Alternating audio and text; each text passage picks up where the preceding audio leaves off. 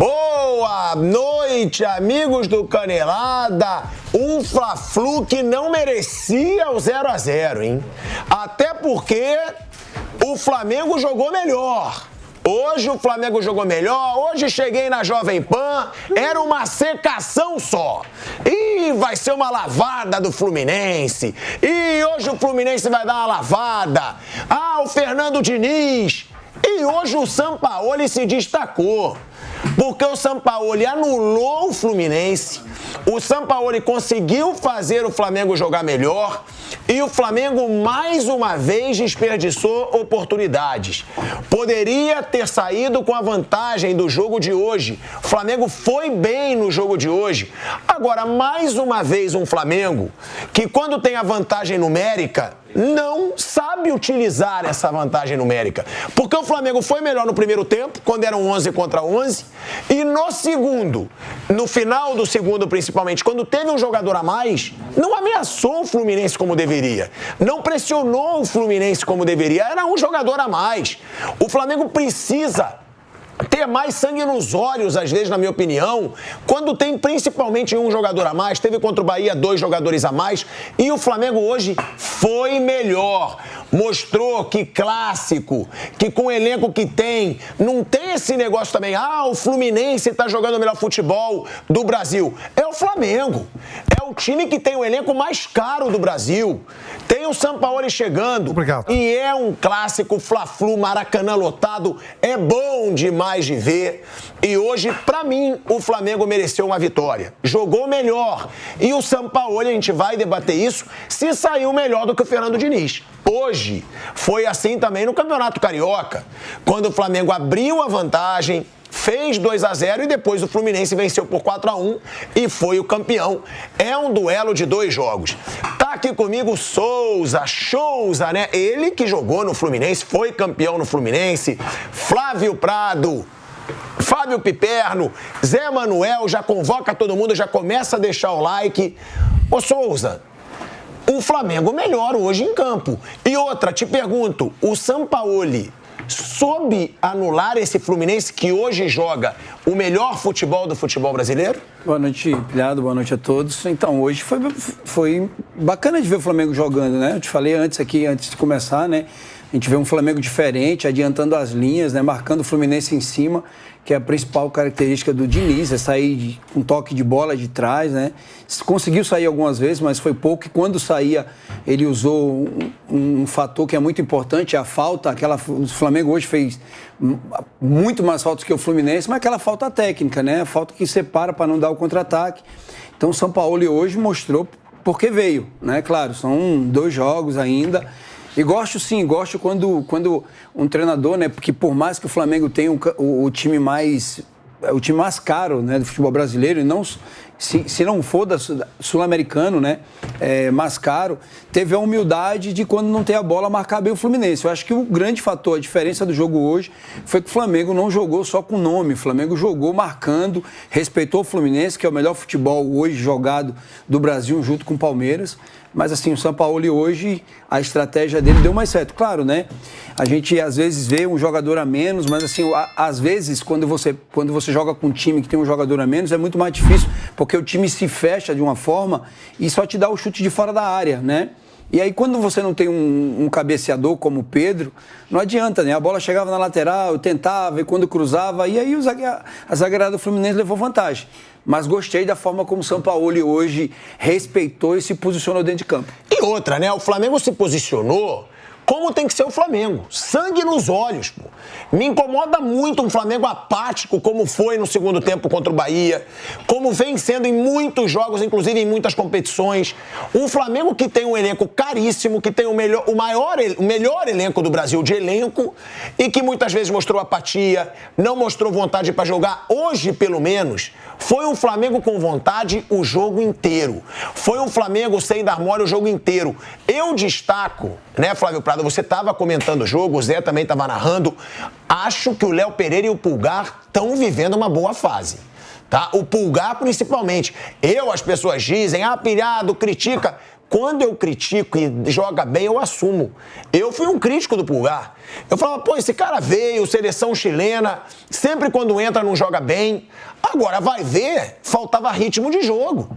O Sampaoli chegou, confiou no cara que jogou com ele na seleção chilena e, de verdade, pra mim hoje é um dos principais jogadores do Flamengo. Numa fase que é ruim, o Pulgar virou aquele jogador de pegada que estava faltando no meio-campo do Flamengo.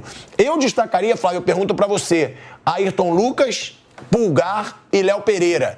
No Fluminense, o Fábio. O Fábio, o Cruzeiro deve lamentar tanto ter perdido o Fábio do jeito que foi, porque continua agarrando muito. O Fábio passa muita segurança pro time do Fluminense, Flávio. Bom, boa noite, Pilhado. Boa noite, amigos. A princípio, eu concordo com o que disse o Souza, com o que você está dizendo. O Flamengo realmente foi melhor, a marcação de São Paulo funcionou bem, mas entendo também que o Flamengo perdeu uma grande oportunidade de ganhar o jogo. Com essa superioridade que ele teve, a maior parte do tempo com posse de bola maior do que o Fluminense, em alguns momentos chegando a quase 60%, o que contraria todos os princípios do jogo do Fernando Diniz, o Flamengo criou muito pouco. Deveria ter criado mais, deveria ter aproveitado melhor as oportunidades. Inclusive, o melhor lance do primeiro tempo foi uma bola do Pulgar para o Gabigol, que ele chuta e o Fábio faz uma boa defesa. O Fluminense perde um jogador no segundo tempo e a pressão do Flamengo não veio com a intensidade que eu imaginava que poderia vir. Na verdade, o jogo como um todo foi abaixo do que eu esperava. Esperava muito desse jogo.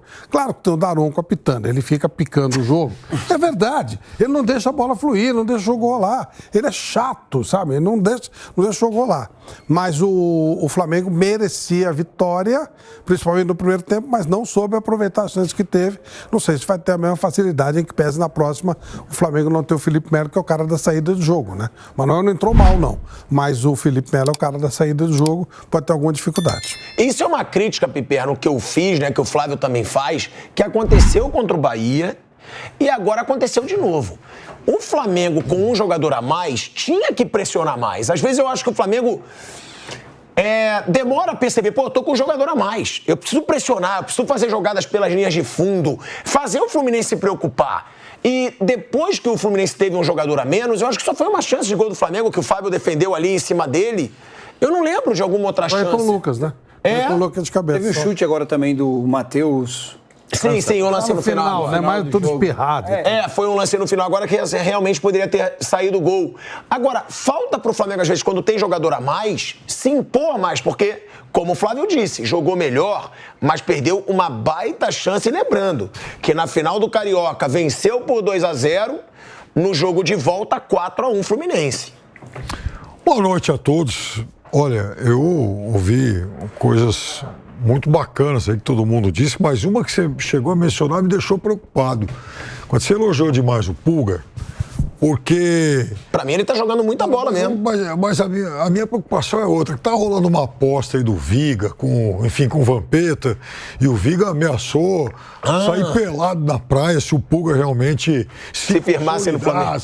Isso é um problema. Então eu tô achando que esse risco ele tá aumentando, o que seria péssimo pro turismo do Rio de Janeiro. Agora, veja, quando o São Paulo dirigiu o Santos e o Flamengo, eu assisti, assim, dezenas e dezenas de jogos aí desses dois times, né, até por conta do outro trabalho também. E uma coisa que, para mim, foi se tornando um traço característico aí no trabalho dele, eu comentava rapidamente com você, é o uso dos laterais como jogadores de armação e às vezes pelo meio. No Santos chegava a ter isso com o Vitor Ferraz e o Jorge, os dois avançando pelo meio. Ele fez isso no Atlético Mineiro com o Guga e muitas vezes com o Arana. E hoje não, né? Nesses últimos jogos aqui do Flamengo, eu tenho observado isso acontecer com o Ayrton Lucas também. E isso é um problema, porque o Ayrton Lucas, ele era o melhor atacante do Flamengo, jogando pelo corredor, aberto, pelo lado, né? Um jogador agudo, um jogador insinuante. O Ayrton Lucas virando um armador pelo meio, mesmo mais pelo lado esquerdo e tal, ele passa a ser um jogador comum, perde aquilo que ele tinha que ele tem de principal, que é exatamente essa jogada mais pelo lado, uma jogada forte. É claro que vai dar ao Flamengo mais posse de bola no ataque, porque ele é um jogador que tem condição para isso. O Flamengo vai trocar mais passes, vai até finalizar mais de fora da área, mas a exemplo do que acontecia com aquele Santos, muitas vezes com o Flamengo, com o Atlético e agora, é o Flamengo que vai usar muito pouco as beiradas e o fundo.